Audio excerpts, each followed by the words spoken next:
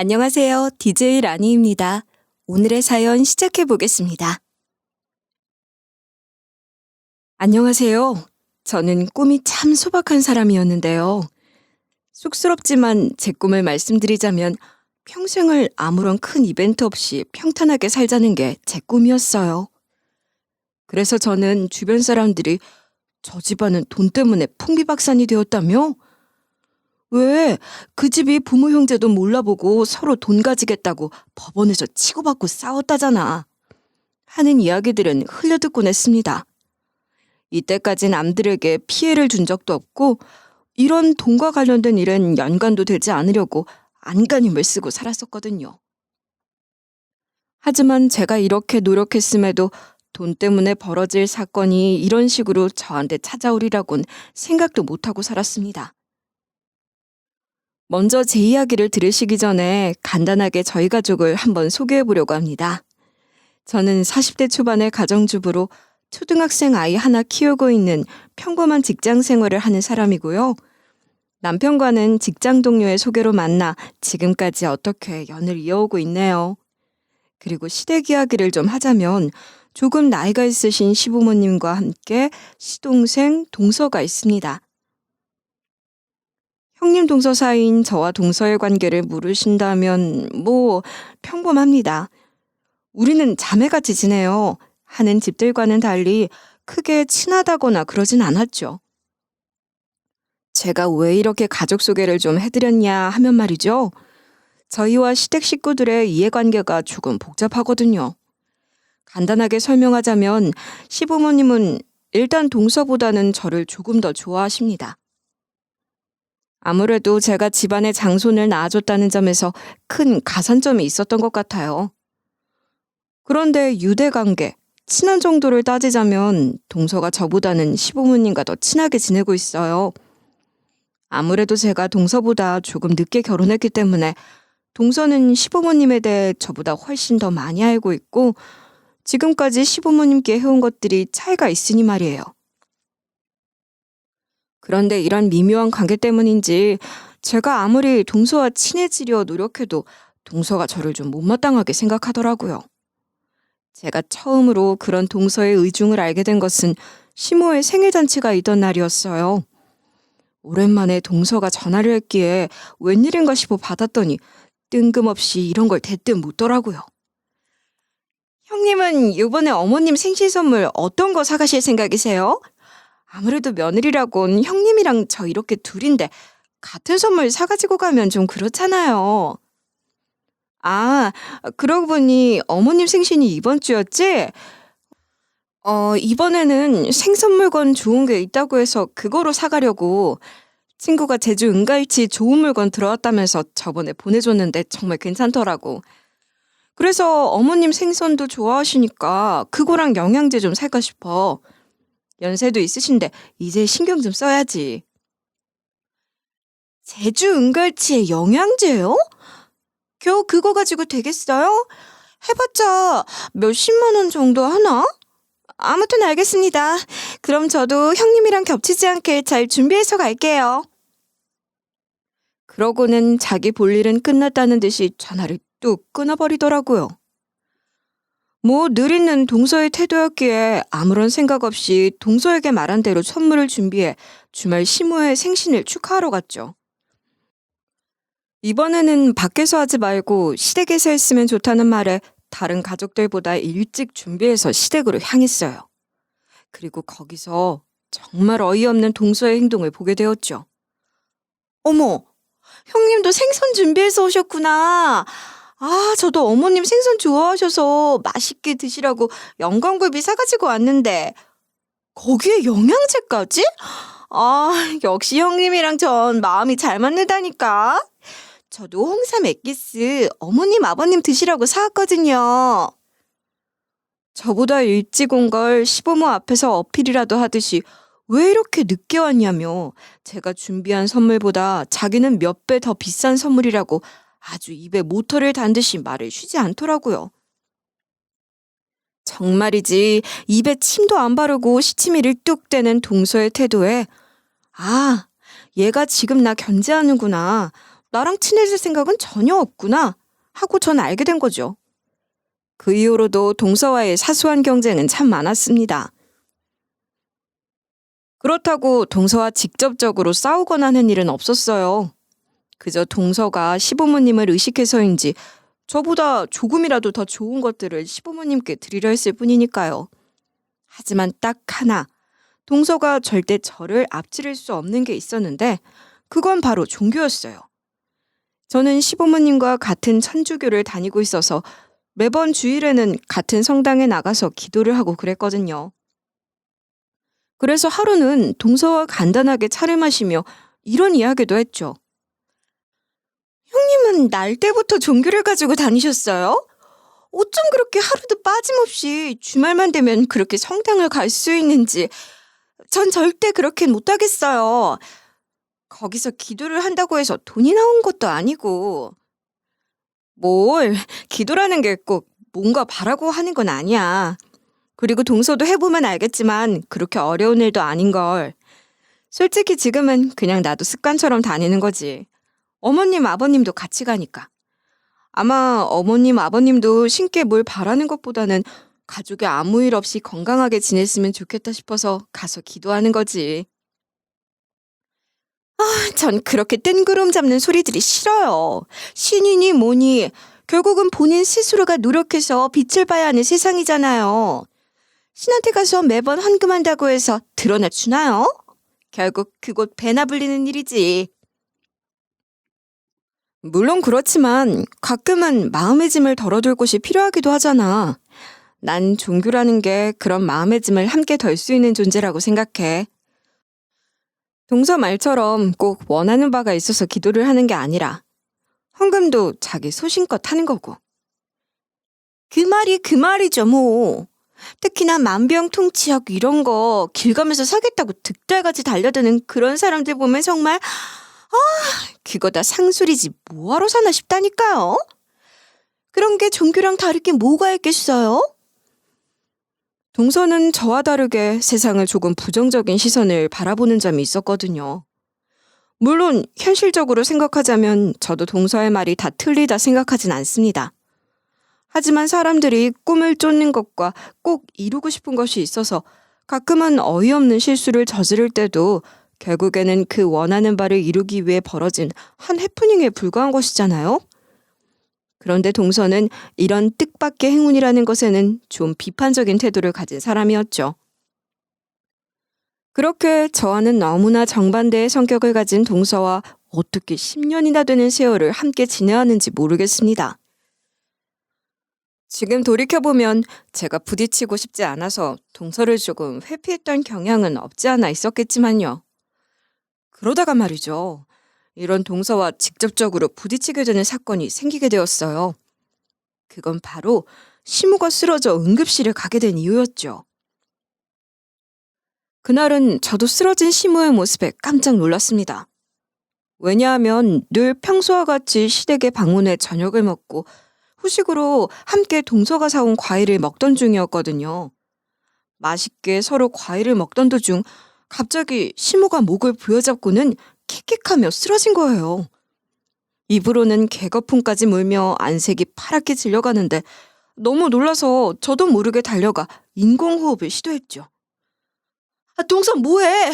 지금 빨리 119 불러. 얼른! 놀라서 얼이 나간 건지 동서는 몸이 얼어붙어서 전화도 제대로 못 걸고 자꾸만 헛손질을 하더라고요. 답답해서 한 번 더 빨리 소리를 치자 거실에 모여있던 남자들이 제 목소리를 듣고 와서는 쓰러진 시무와 인공호흡을 하는 저를 보더니 얼른 119에 신고하더군요. 그렇게 급하게 시무는 응급실에 방문하게 된 거죠.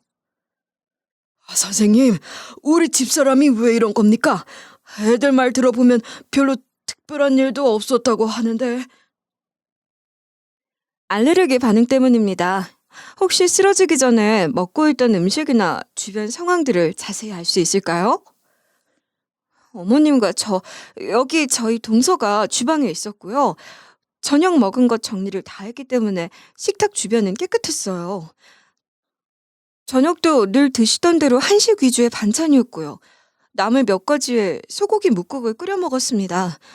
그리고 후식으로는 과일을 좀 깎아서 먹었는데 귤 하나, 사과 하나 정도 드시고 나서 쓰러지셨어요. 그렇다면 아마도 후식으로 먹은 과일 쪽이 유력한 범인이겠네요. 지금 당장은 응급처치는 했으니 나중에 다시 방문해서 알레르기 반응 검사 한번 제대로 해보시죠. 그리고 당장은 오늘 드셨던 음식들은 모두 피해 주시고요. 특히 과일은 되도록 검사 후에 드시도록 해주세요. 저는 지금껏 시댁을 자주 방문했지만 시모가 알레르기 있다는 말을 들은 적이 없거든요. 평생을 같이 살았던 시부도 의사 선생님 말에 그럴 리가 없는데 하며 의아하다는 반응이었고요. 게다가 시모에게 듣기로는 기껏해야 꽃가루 알레르기가 있어서 보면은 좀 힘들다 하는 말만 들었지. 이렇게까지 심한 증상이 일어나는 알레르기가 있다는 말은 들어본 적이 없어 의아했습니다. 그러자 의사 선생님이 저희 가족들 표정을 보더니 이런 말을 해주시더라고요. 원래 알레르기라는 게 없다가도 살다 보면 생길 수도 있습니다. 사람마다 가지고 태어나는 한계치가 각 다르거든요. 예를 들면 그래요. 술을 일주일에 4번은 즐기던 사람이 있다고 칩시다. 그런데 어느 날 술을 먹다 지금처럼 똑같이 알레르기 반응으로 실려온 거예요. 본인은 절대 그럴 일 없다고 빡빡 우기겠죠? 하지만 검사 결과는 거짓말을 하지 않거든요. 그분이 알코올 알레르기 반응 수치가 엄청 높으셨어요. 그러니까 선생님이 하고자 하는 말씀이 알레르기라는 게 살다 보면 지금까지 없던 것들이라도 생길 수 있다, 이런 말씀이신가요? 네, 맞습니다. 현재 의학이라는 게 100% 인체에 대한 연구가 끝난 게 아니거든요. 그래서 지금도 전 세계가 계속 연구를 하고 있는 거고요. 아무튼 이렇게 된 거 어머님은 알레르기 검사 제대로 한번 진행해 보시는 게 좋을 것 같군요. 세상에 이럴 수도 있구나 싶더군요. 사람이 살아가면서 갑자기 알레르기 반응이 생길 수도 있다니 말이에요. 그렇게 응급실에서 눈을 뜬 시모는 상태가 좋아졌다며 바로 퇴원을 하게 되었고 다음날 다시 병원을 찾아 알레르기 반응 검사를 하게 되었습니다.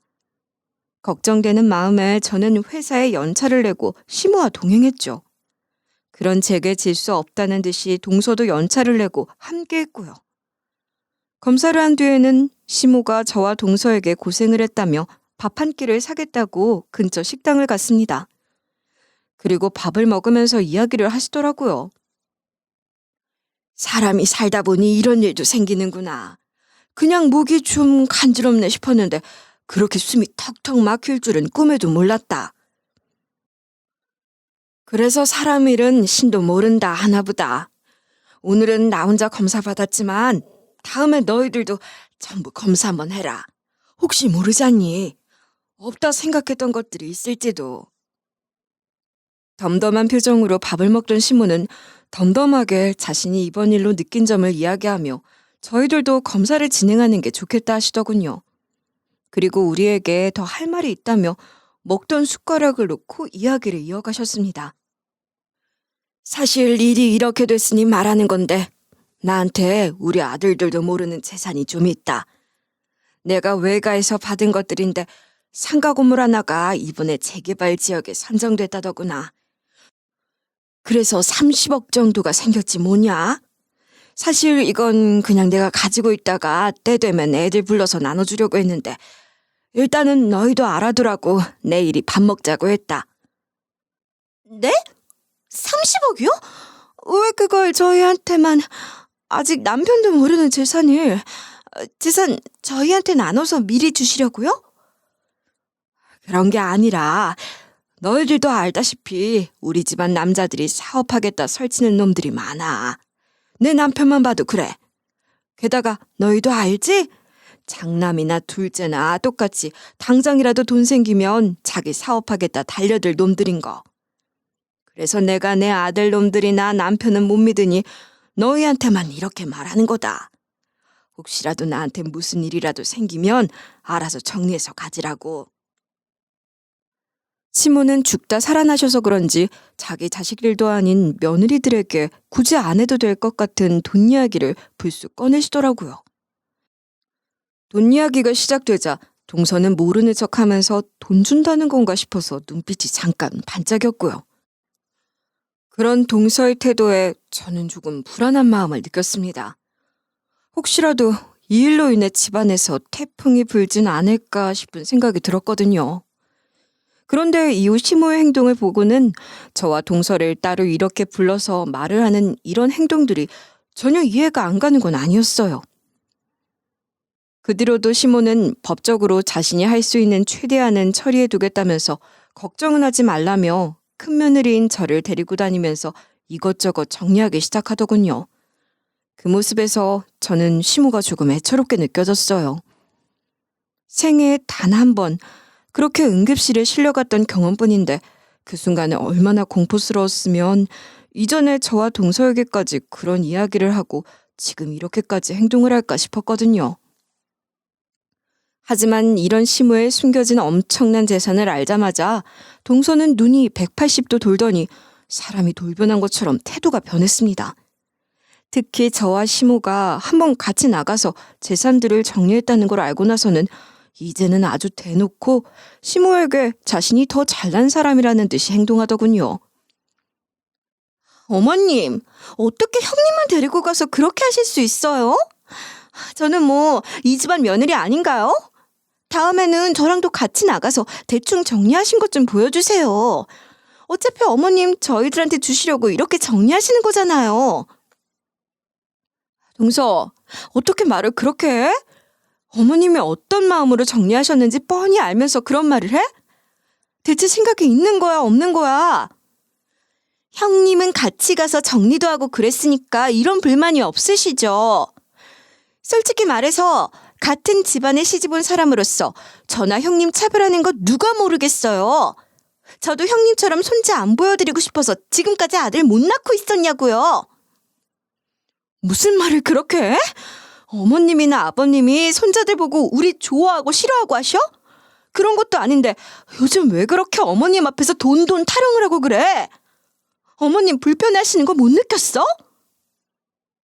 당연히 좀 불편하고 그렇게 생각도 하셔야죠. 형님 말 따라 같은 집안에서 지내고 있는 사이에 나중에 가서 불공평한 대접받으면 제가 마음이 좋겠어요? 그 전에 미리 싹을 잘라놓자는 거지. 세상에, 어머님이 재산 이야기 하기 전에는 이런 말도 안 하더니 왜 이렇게 사람이 변했어? 이전에는 이런 식으로 행동하던 일 절대 없었으면서. 원래 세상이라는 게 그래요. 없는 사람들 앞에서 잘해줄 필요 없고 있는 사람들 앞에서 손바닥 비비는 건 당연한 일이죠. 그러니까 형님도 적당히 하세요. 아시겠어요? 한 번은 그런 동서에게 시모 앞에서 너무한다 말 한마디 했다가 말로 얼마나 싸웠는지. 동서는 어머님 재산은 무조건 반반이에요 하면서 큰 소리를 떵떵 치고, 아니 솔직히 말해 그 재산이 시모의 재산이지 저희들한테 꼭 준다는 보장도 없는데 무슨 자신감에 이렇게 설치고 다니는 건지 좀 어이가 없더라고요. 그래서 저와 동서의 사이는 이전보다 더욱 안 좋아졌죠. 게다가 동서는 말이죠. 저한테는 그렇게 싫다고 사람들이 왜 그렇게 목을 매는지 모르겠다던 기도도 본인이 스스로 나서서 같이 가겠다 말을 하는데 이 사람이 진짜 돈에 미쳤구나 싶더라고요. 어머님, 저도 이번 주일부터는 같이 새벽기도 나가보려고요. 어머님 앞으로 건강하게 오래오래 사시라 저도 가서 기도 좀 해보려고요. 누가 봐도 돈 때문에 하는 행동이었죠. 어떻게 사람이 저렇게 변하나 싶을 정도더라고요. 심지어 이런 여자들의 알력에 관심도 없던 제 남편이 재수씨 도대체 왜 저래? 집에 무슨 일이라도 있었어? 하고 물을 정도였으니 말 다 했죠. 물론 이런 동서의 태도에 난색을 표한 사람은 또 있었습니다. 바로 시모였어요. 동서에게 어찌나 시달리셨는지 하루는 저한테 전화해서 이런 말도 하더라고요. 내가 괜히 너희한테 말을 했나 보다. 나한테 잘하라고 그런 이야기를 한 게 아니었는데 작은 애가 이렇게까지 할 줄 누가 알았겠니. 요즘은 걔만 보면 내가 부담스러워서 원. 아휴, 그런데 또 애쓰는 거 보면 말은 못하겠고. 어머님, 동서도 어머님 말한 것 때문에만 그런 건 아닐 거예요. 그날 어머님 그렇게 쓰러지고 난 뒤에 동서도 많이 놀랐거든요. 아마 그래서 그렇겠죠. 너무 안 좋은 쪽으로만 생각하지 마세요. 나도 그렇게 생각하고 싶은데 아무리 봐도 작은 애가 너무 내가 말한 돈에 눈이 먼 것 같아서 말이다. 이러다가 큰일이라도 나지 않을까 싶어 걱정이다. 사람이 괜히 돈 따라가면 큰일이 생기는데. 저는 동서와 똑같이 서로를 견제하는 그런 태도를 보여주고 싶진 않았기에 끝까지 동서를 두둔하며 시모를 안심시키려 노력했어요. 사실 일부러 그렇게 행동했던 탓도 있었습니다. 저도 그 돈으로 인해서 따라올 미래를 그려보지 않은 것은 아니지만 동서와 같은 취급을 받으며 살긴 싫었거든요. 꼭 그 돈을 받겠다 이런 생각도 없었고요. 그런데 그런 제 노력이 절대 빛을 발할 수 없다는 걸 그 당시는 몰랐죠. 아무튼 동서의 바뀐 태도에 시댁 남자들도 무슨 일이라도 있나 싶은 의심이 깊어지고 있었습니다. 그러다 하루는 동서가 다 같이 저녁을 함께 먹자는 연락을 해오더라고요. 오늘도 자신이 저보다 낫다는 걸 가족들에게 알리고 싶어서 초대를 했구나 싶어 동서가 말한 시간보다 일찍 시댁에 가서 동서를 기다리려고 했는데 본인이 약속 시간을 정할 때는 항상 시간을 딱 맞춰서 오던 동서가 웬일로 오늘은 저보다 더 먼저 도착해 있더라고요. 어떻게 알았냐고요? 내 가족 모임에 신고 오는 명품 구두가 있는데 현관에 떡하니 그 구두가 가지런히 놓여 있었거든요. 그래서 얼른 동서가 있는 곳으로 가려고 집안을 두리번거렸죠. 하지만 거실에도 없고 시모는 어디 잠깐 나가셨는지 집에 안 계시는 것 같고 하는 수 없이 소리 높여서 동서를 부르려던 그때 주방에서 부스럭거리는 소리가 들리기에 저도 모르게 자연스레 주방으로 향했습니다. 그리고 주방에서 주섬주섬 무슨 보따리에 쌓인 수상한 물병을 꺼내는 동서를 발견하게 되었죠. 아무래도 행동거지가 수상해서 저는 조용히 다가가서 동서가 하는 모양새를 몰래 지켜보고 있었어요. 동서는 물병에서 한 컵의 내용물을 따르고 또 다른 컵에는 정수기 물을 따랐습니다. 그때 현관문이 열리는 소리가 들리며 나왔다 하는 시모의 목소리가 들렸어요. 그러자 제가 있는 것도 모르던 동서는 큰 목소리로 시모를 부르며 말했죠. 어머님, 이거 형님이 알려준 무병장수한다는 물이라는데 한번 드셔보시겠어요? 아무래도 어머님 그 일 있고 난 후부터 컨디션도 안 좋아 보이시고 해서 형님한테 물어봐서 제가 준비했어요. 건강하게 오래 사셔야죠. 앞으로 손주 손녀들 결혼까지 사시려면. 그러다 주방문 앞에서 저와 눈이 딱 마주쳤는데 슬쩍 제 눈을 피해서 다시 시모를 부르더라고요. 이상하고 쎄한 느낌이 들었습니다. 왜냐하면 저는 그런 물이 있다고 동서에게 말한 적이 없거든요. 그래서 동서가 나간 틈을 타 얼른 물을 마셔봤죠. 그런데 그냥 물인 것 같더라고요. 단냄새가 조금 나는. 하지만 순간적으로 저를 스쳐 지나가던 동서의 눈빛과 방금 했던 거짓말이 영 마음에 걸려 저도 모르게 동서가 따른 물컵에는 그냥 물을 그리고 그 안에 있던 내용물은 정수기 물을 담은 컵에 옮겨뒀습니다. 그리고 모른 척하며 동서와 시모를 기다렸죠. 그래? 몸에 좋은 물이라고? 요즘 날씨가 왜 이렇게 더운지 모르겠어. 목이 타네. 얼른 한 컵 좀 주렴. 시모가 주방에 있던 저를 보고 순간 놀랐지만 바로 동서가 준비했다던 물을 찾기에 저는 얼른 그냥 물이 든 컵을 건네주었습니다. 시모는 고맙다 하면서 물을 꿀꺽꿀꺽 마셨는데 그 뒤로 들어온 동서가 그 모습을 아주 초조하게 바라보고 있었죠. 그 모습에 동서가 물꾸미긴 꾸몄구나 싶은 생각에 컵을 잘 바꿔놨다 생각했어요. 그리고 능청스럽게 말했죠. 어머님, 이거 동서가 가져온 건강에 좋은 물이래요. 제가 한번 먹어봤는데 달고 맛있더라고요. 어머, 안 그래도 작은 애가 말하더라. 네가 무병장수하는 물이라 그랬다며? 안 그래도 달달한 것이 땡겼는데 잘 됐네. 어디 한번 마셔보자. 작은 애, 너도 이리 와서 같이 마시자, 응? 그런데 이거 달달한 거 맞니? 내 입맛은 좀 밍밍한 것 같은데. 아무튼 시원해서 좋구나. 시모가 그러자 쪼르르 달려와서 자기가 먹으려고 꺼내놨던 잔을 냅다 잡더니 그대로 쭉 마시는 동서. 그러고는 계속해서 시모 쪽을 슬쩍 엿보는데 무슨 일이라도 일어나야 했던 건지 표정이 이상하게 변하더라고요. 그러고는 자기가 가져왔다던 물을 한 컵 따라서 더 마시더니 고개를 갸우뚱하는 겁니다. 동서가 그러거나 말았거나 전 아무런 일도 일어나지 않는 것을 알고 있었으니 얼른 일어나서 시모와 함께 거실에서 TV를 보기 시작했죠. 물론 동서도 뒤따라서 나왔고요. 그렇게 한 1시간쯤 지났을까요? 갑자기 배가 아프다면서 동서가 배를 잡고 동동 구르기 시작하는 겁니다.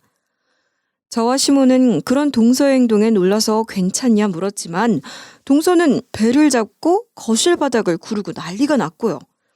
얼마나 배가 아픈지 모르겠지만 화장실 다녀오라는 저희 말에도 동서는 일어서지도 못하겠다면서 엉엉 울기까지 하더라고요. 제발 구급차 좀 불러주세요. 배 아파 죽겠다고요. 뭐 구경났어요? 사람이 아프다는데 왜 그렇게 구경만 하고 있어요? 사람이 아프면 위아래도 제대로 못 알아본다 하더니 저나 시모를 보고서 구급차 불러 하면서 이제는 아예 반말을 하기 시작하더군요. 시모와 눈이 마주친 저는 찝찝한 표정으로 119를 불렀습니다. 그렇게 동서는 예전에 시모가 쓰러졌던 상황과 비슷하게 구급차에 올라 응급실을 가게 되었죠. 그런데 말이죠. 참 아이러니하게도 도착한 병원에서 동서가 시모와 같은 알레르기 반응 때문에 이러는 거라 하더라고요. 원래는 동서도 저와가 자주 건강 체질이었거든요. 그리고 예전에 시모가 응급실 실려갔을 때도 다 같이 맛있게 과일도 먹고 그랬고요. 그래서 동서의 알레르기 소식은 아주 뜻밖이었어요. 왜 앞서 말했잖아요. 시모가 가족 전부 알레르기 검사 한번 해보는 게 좋겠다는 소리를 했었다고요. 그때도 동서네 가족들이랑 저희 가족들 모두 한 병원에 모여서 같이 검사를 받았거든요. 어머, 선생님, 알레르기인데 왜 저렇게 배가 아프다고 동동 구르는 거죠? 보통은 발진이나 호흡곤란 이런 것들이 알레르기 주 증상이지 않나요? 게다가 저희 가족들은 예전에 이런 일이 있어서 다 같이 알레르기 검사도 했었는데요. 검사 결과에서 자기가 뭘 피해야 하는지 다 아는 사람들인데. 그게 말이에요. 참 이게 웃긴 이야기인데 알레르기라는 게 사람마다 일으키는 반응이 전부 달라서 대표적인 증상이 발진이나 눈물, 콧물, 호흡곤란 등이 있는 거지. 이렇게 사람에 따라서 심한 배탈이나 구토 증상을 보이는 사람도 덜어 있습니다. 혹시 오기 전에 먹은 음식이 따로 있을까요? 그래도 저희가 검사까지 다 했던 마당에 그런 것들 다 피하지 않았을까요? 동서가 바보도 아니고. 검사도 결국 100% 보장된 결과는 아니에요. 사람 몸이라는 게 참 신기하거든요. 당시엔 아니지만 어떤 계기로 인해서 그 수치들이 변할 때도 있습니다. 아마 지금은 그런 경우 같네요. 보기 힘든 경우지만요. 의사 선생님 말에 문득 스쳐 지나가는 일이 있었으니 바로 얼마 전에 몸살 감기로 몇 날 며칠을 앓던 동서의 모습이었죠. 그럼 선생님, 혹시 많이 아프고 난 다음에도 이런 일이 생길 수도 있나요? 동서가 얼마 전에 몸살 기운인지 며칠을 끙끙 앓았거든요. 그러면서 밥도 제대로 못 먹겠다면서 살이 쏙 빠질 만큼 아픈 적이 있었는데. 아, 그러셨어요? 그게 직접적인 원인인지는 알 수 없지만 그럴 수도 있습니다. 알레르기라는 게 원래 면역 체계의 문제니까요. 환자분은 검사를 다시 한번 받아보시는 게 좋겠네요. 의사의 말에 사람 몸이라는 게 참 민감한 것이구나 생각이 들더군요. 다른 병이나 이유로 인해 정말 뜻밖의 이런 상황들이 생기니까 말이에요. 제 친구 중에서도 2년 전 그 시기에 한번 심하게 앓고부터는 환절기마다 크게 앓는다고 하더니 정말 신기한 일이었다 싶었는데 이번 동서의 경우를 들으니 그건 정말 신기한 일도 아니었구나 싶더라고요. 그렇게 동서를 진찰한 의사 선생님이 가려고 하는 순간 슬쩍 다가가서 물었습니다. 그리고 선생님, 사실은 제가 저희 동서가 저렇게 된 이유를 알 것도 같거든요. 저희 동서가 무병장수한다는 이상한 물을 가지고 오긴 했는데 일단 혹시 몰라서 같이 챙겨왔는데 이거 성분 검사 같은 것도 가능한가요? 네, 가능합니다. 물론 저희 병원에서 검사를 진행하는 것은 아니고 제가 아는 업체가 있는데 거기에 연락 한번 해보겠습니다. 검사 결과는 어디로 보내드리면 될까요? 일단 동서보다는 저한테 보내주시는 게 좋을 것 같아요. 지금은 저렇게 괜찮아 보여도 아플 때 굉장히 혼란스러워 보였거든요. 아마도 이상한 곳에서 속아서 산 물건 같은데 가족들한테 알려지면 좀 그럴 것 같아서요.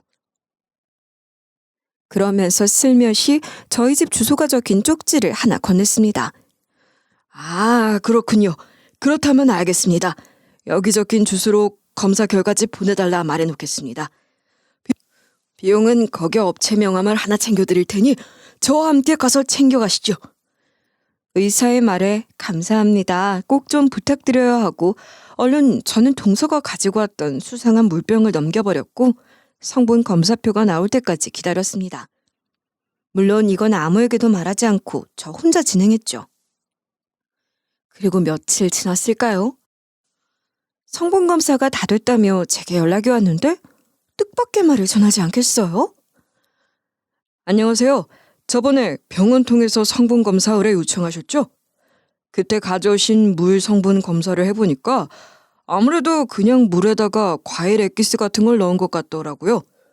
꽤나 소량이라 처음에는 긴가민가 했는데 사과 종류 같습니다. 제 감이 맞았더군요. 앞서 시모가 응급실에 알레르기 때문에 실려갔다고 했잖아요. 그때 알레르기 반응 검사표에 시모는 사과 알레르기가 심각할 정도의 반응이라 적혀 있었거든요. 그 검사지를 가족 모두가 함께 봤었으니 아무래도 동서는 이번 일을 통해서 저와 시모 사이를 이간질하고 시모가 가지고 있다는 재산을 더 많이 받으려고 했던 모양입니다. 저는 성분표를 가지고 시모에게 가서 이날 동서가 했던 행동들에 대해 몽땅 말했습니다. 시모의 눈동자는 크게 흔들렸죠. 작은 애가 그럴 리가 없다. 너보다 더 우리 집에 먼저 시집와서 같이 지냈던 애야. 그런 애가 돈 때문에 이런 일을 저지른다고? 사람의 목숨이 걸린 일을? 어머님, 저도 동서가 설마 사람 목숨이 걸린 일을 가지고 이렇게까지 할 거라고는 상상도 못했어요. 그런데 이번에 그 무병 장수한다고 가져갔던 물 있죠? 그래, 작은 애 말로는 네가 그거 어디서 유명하다고 해서 한번 사가지고 가라 그랬다면서. 사실 그 물 말이에요. 제가 동서한테 말한 그런 거 아니에요. 전 그런 물이 있다는 말은 들어본 적도 없고요. 성분 검사도 안 된 그런 제품들은 가족들한테 먹이는 사람도 아닙니다. 그런 제가 왜 그런 물이 있다고 동서한테 사가라 말을 했겠어요? 네가 그러니 그런 것 같기도 하구나. 넌 항상 장 보러 가면 성분표를 꼼꼼히 보던 사람이니까. 그럼 그 물에 설마... 맞아요. 거기 사과 엑기스 같은 과일 성분이 들어있었다고 하더라고요.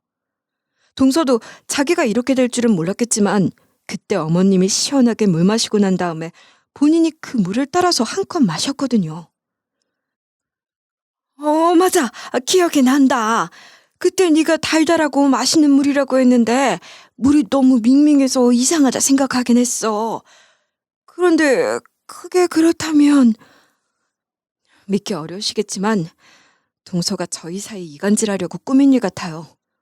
그러니 신도 이 모습을 보시고 이렇게 벌을 내리신 게 아닌가, 전 그런 생각이 들더라고요. 당연히 시모는 잔뜩 화가 났습니다. 당연하겠죠. 어떤 사람이 목숨을 담보로 이런 일을 저지를 수 있겠어요? 어지간히 인간성을 버리지 않고선 말이에요. 그리고 그런 시모와 함께 저는 시댁에 오기로 한 동서를 기다렸죠. 동서는 아무것도 모른 채 시댁에 와서 해맑게 어머님, 형님 하면서 들어오더군요. 자기가 계획했던 것들이 이미 다 들통난지도 모르고 말이에요. 해맑은 동서의 앞에 싸늘한 표정을 한 시모는 굳은 얼굴로 말했죠. 작은애, 이거 좀 어떻게 된 일인지 나한테 설명 좀 해봐라. 시모가 동서에게 내민 것은 성분 분석표였죠.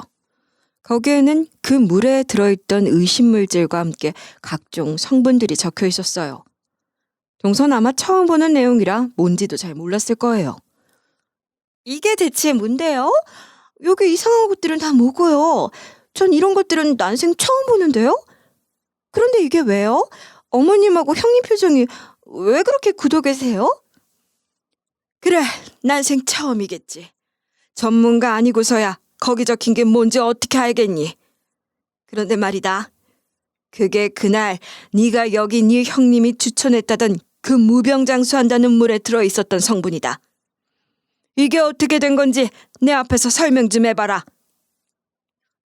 네? 이 내용들이 말이에요? 아니, 왜 그걸 성분 분석까지 맡기셨는지. 그리고 그 물은 제가 산 게 아니라 형님이 추천한 곳에서 산 물이라니까요. 큰애는 그런 일이 없다는데. 어서 이실 짓고 해라. 당장 네가 생각했던 것들 다 토해내란 말이야. 지금 이렇게까지 말하는 것 보면 모르겠니? 네가 하려고 했던 일 대충 내가 짐작한다는 말이야. 네가 그날 왜 어떤 생각으로 그 물을 나한테 먹이려고 했는지 어서 진실대로 다 말해. 너한테 더 실망하기 전에. 항상 점잖으며 조용히 말하던 시모가 크게 호통치자 동서도 그제야 사태의 심각성을 알았는지 몸을 움찔하면서도 절대 자기 속셈은 말하지 않더라고요. 그러면서 계속 저를 물고 늘어지려 하더라고요.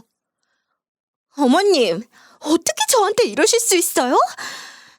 그날 그 물은 저기 형님이 저한테 말하셨던 물건이란 말이에요. 그리고 그날 피해를 본 사람은 바로 저예요. 응급실에 실려가서 죽을 뻔했던 사람도 저고요. 그런데 왜 저만 가지고 그러세요? 저기 형님한테는 아무 말도 안 하시면서? 너 지금 그걸 말이라고 해? 너는 몰랐겠지만 네가 했던 행동들, 말 전부 주방에 있는 CCTV에 다 찍혀있다. 여기 큰애가 그날 그렇게 쓰러졌던 내가 걱정된다고 가족들 모르게 설치해준 건데 너는 까맣게 몰랐지? 사실은 제가 아무래도 혹시나 이렇게 쓰러지는 경우가 생길까 싶어 시모와 상의해서 실내 CCTV를 2대 거실이랑 주방에 설치해놨었거든요. 혹시나 시부가 신경 쓰일까 싶어서 잘 안 보이게 잘 설치를 해놨었죠. 그 덕에 혼잣말을 하면서 음습한 생각을 하는 동서의 모습이 거기에 다 찍혀 있었습니다. 어머님이 이걸 먹고 쓰러지면 전부 형님 탓으로 돌리는 거야. 그러면 어머님이 재산을 우리한테 더 많이 주시겠지? 겸사겸사 형님이랑 어머님 사이 이간질도 좀 하고 형님이 소개했다고 하면 어머님도 그때부터는 의심의 씨앗이 생기겠지. 그러면 그때 내가 어머님 마음을 흔들어 놓으면 돼. 그깟 장손 하나 낳았다고 지금까지 엄청 대접받고 살았지? 어디 한번 혼 좀 나봐라. 웃으면서 콧노래까지 흥얼거리며 물을 따르는 동서의 모습. 제가 주방에 다다르기 전에 하고 있던 말은 정말이지 충격적이었죠. 처음에는 어떻게 사람이라는 껍데기를 쓰고 이런 짓을 할 수 있나 싶은 생각도 했었다니까요. 그런 CCTV 영상을 동서 앞에 틀어주자 동서는 몸을 부들부들 떨기 시작했습니다. 그리고 안색이 하얗게 질려갔죠.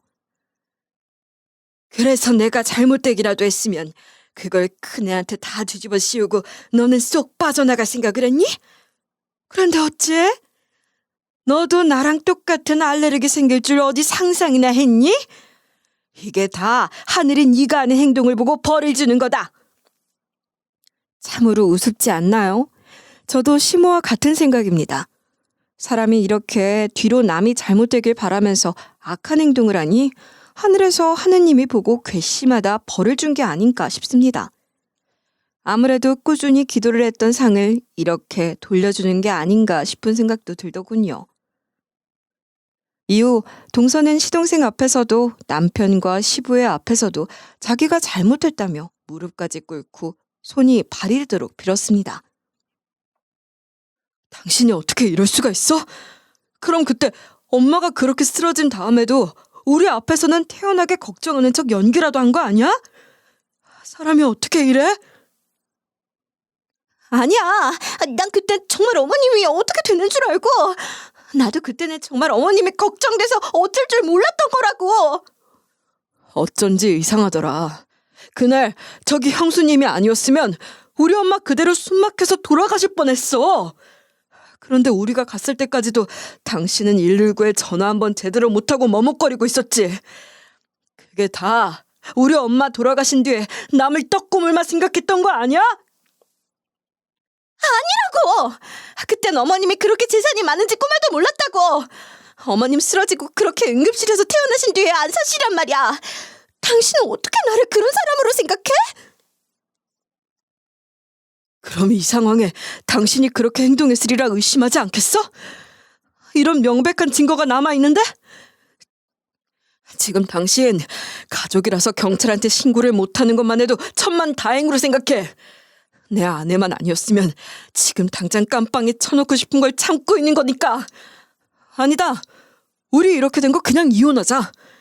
나도 당신처럼 욕심만 그득한 여자 이제 질리니까. 시동생은 자기 아내라는 사람이 욕심은 많더라도 사는 것에서는 악착 같은 그런 사람이라 그렇겠지 생각하면서 살았는데 사람의 욕심이 그대로 보였던 영상에서 동서라는 인간을 제대로 마주하게 되곤 동서를 질리다는 듯이 쳐다보더군요. 게다가 시댁 남자들의 화는 절대 쉽게 가라앉지 않을 그런 것들이었습니다. 그리고 동서는 시동생이 말했던 그대로 이혼 소송을 당하게 됐죠.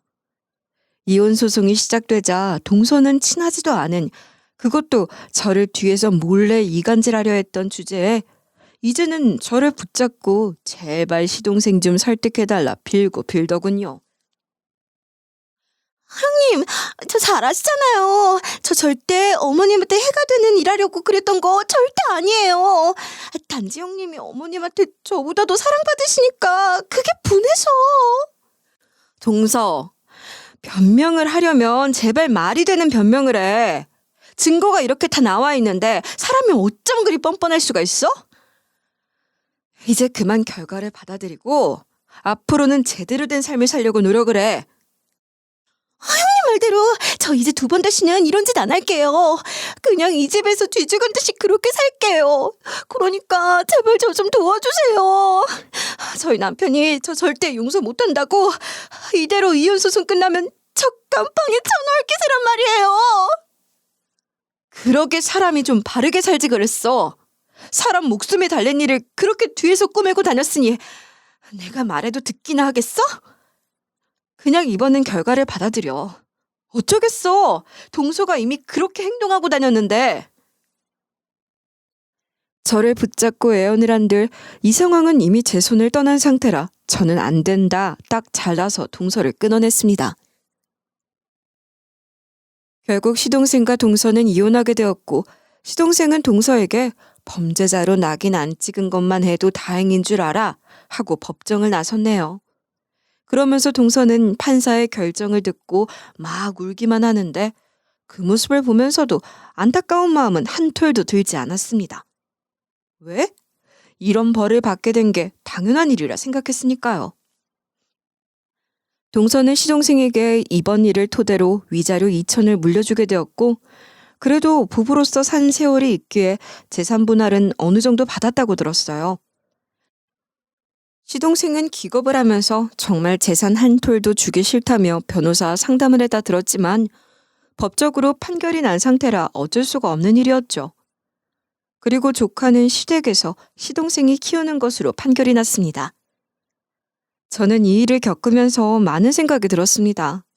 사람들이 모두 선한 마음으로만 살아갈 수 없다는 것은 충분히 저도 이해를 합니다. 그런데 돈이라는 것이 얽히는 순간 정말 악마처럼 변할 수도 있구나. 모든 일에서 입을 조심히 놀려야 하는구나 하고 생각이 들더군요. 시모는 이번 일을 겪고 저를 따로 부르고는 조용히 말을 했어요. 내가 너무 섣불리 입을 놀려서 괜히 가만히 있던 너만 피해를 봤구나. 정말 미안하다. 사실 동서로 인해 시모의 재산이 대단하다는 걸 들은 남편과 시동생은 얼마 전에 그런 일이 있었으니 대놓고 말은 못하고 슬쩍 조금씩 자기 속내를 드러냈거든요.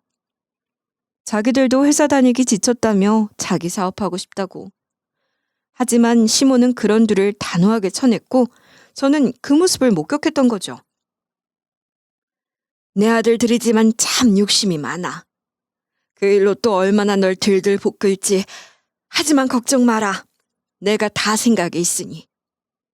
이후 시모는 있던 재산을 분산해서 여기저기 흩뿌려 놓기 시작했습니다. 이후 아들이나 남편이 딴 생각하지 못하도록 말이죠. 예를 들어 저기 시골에 내려가 땅을 사놓는다든지 파킹 통장 같은 것들을 이용해서 본인 외에는 찾을 수 없도록 아예 돈을 묶어놓는다든지 해서 말이에요. 그러면서 제게는 당부를 했습니다. 혹시라도 네 남편이 내 돈 이야기하면서 널 귀찮게 굴면 이야기해. 내가 아주 혼쭐을 내줄 테니까 말이다.